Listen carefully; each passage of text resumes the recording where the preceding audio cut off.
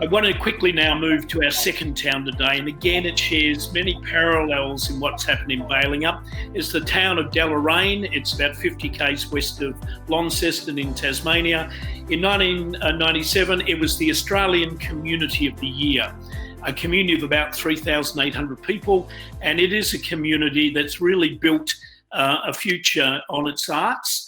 A town that kind of like evolved out of a farming area. And again, when all those new settlers moved in this particular town, there was a bit of conflict between the new and the old. But the one thing they all shared in common was the love of the arts and crafts. And out of that, the Rotary Club came together and saw a wonderful chance to kind of like bind the community, bring together these different groups. And they've created what is the biggest craft fair in the Southern Hemisphere. And every year, and this year is its 40th anniversary, it's one of those events that attracts thousands upon thousands of people. And to tell us more about that, I'm really keen to introduce Stephanie Johnson, who's the previous president of the Rotary Club, which is the group that coordinates it. Stephanie, tell us your story. Good afternoon from sunny Deloraine in Tasmania. We're a little country town about 55 k's from the city of Launceston. We have a lot of historical properties and homesteads in Deloraine. The Rotary Club of Deloraine is 63 years old, and in those days it was only men, of course, but now we've moved on and women are accepted into the club.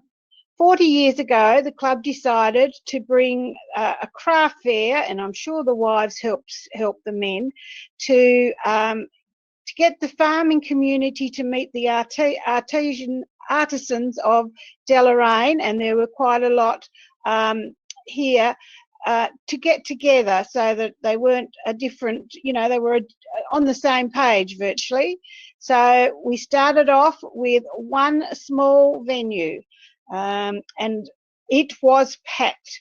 They were mainly Tasmanian craft people, and they'd come from all over the state, and they had one food venue outside with a couple of sausages being cooked at the time, and it was such a big success that it has continued over 40 years.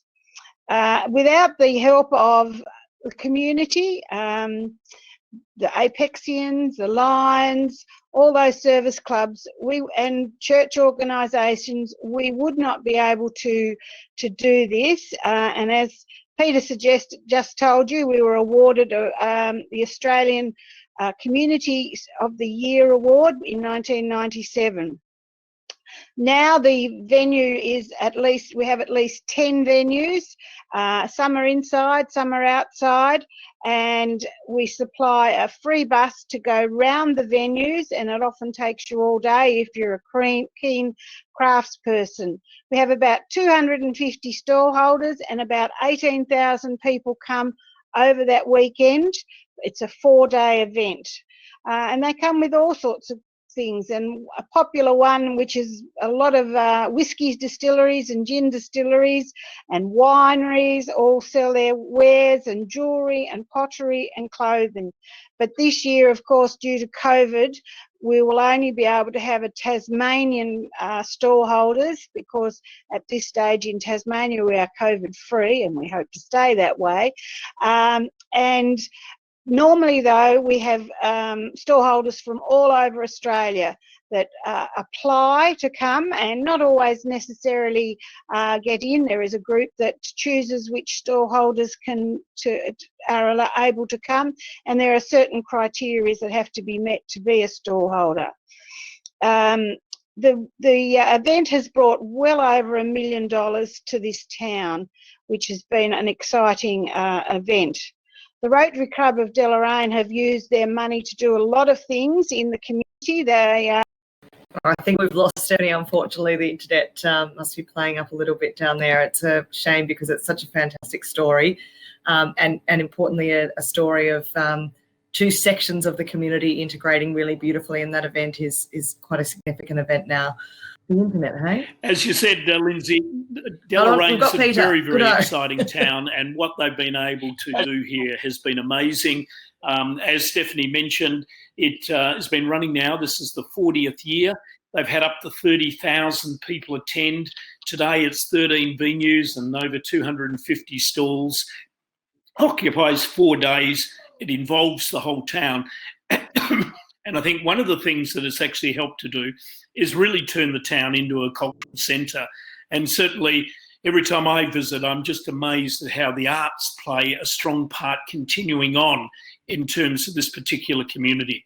It's certainly become one of the towns that many people want to move to.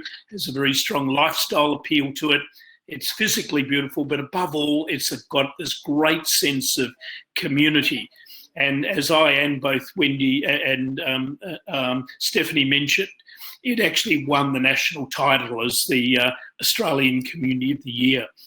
One of their great achievements, and it's now a very popular tourist attraction, is this massive yarn that you can now see on the screen, which a whole pile of locals came together to capture their story.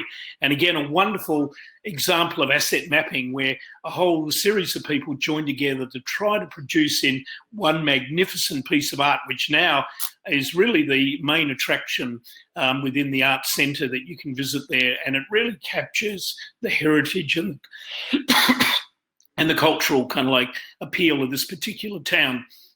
The other thing I love about this particular town is it's one that's had a strong focus on trying to retain a strong main street. And within that main street, they have developed this amazing collection of art pieces, each of them capturing a character or a feature of the town. And as you wander through this town, you've got these amazing figures that have actually been produced. It's one of those things that when you're driving to the town, you just got to get out of your car and wander up and down and start photographing this incredible outdoor art gallery. And in the process, it naturally kind of like gets people then putting their hands in their pockets and starting to spend on local products and services. Again, a wonderful example of how a town has used its arts assets to kind of like keep a real focus on the viability of their local businesses. These are just a few of the amazing initiatives that the people of Deloraine have kind of like got a reputation for.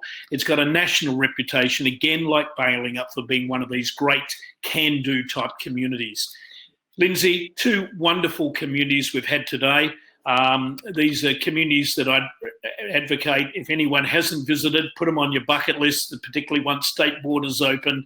Baling Up and Deloraine, 2 communities who've demonstrated over a long period of time, both out of those 1970 and 80 periods, how a town can keep evolving and keep strengthening itself and maintaining a very viable and active kind of like population.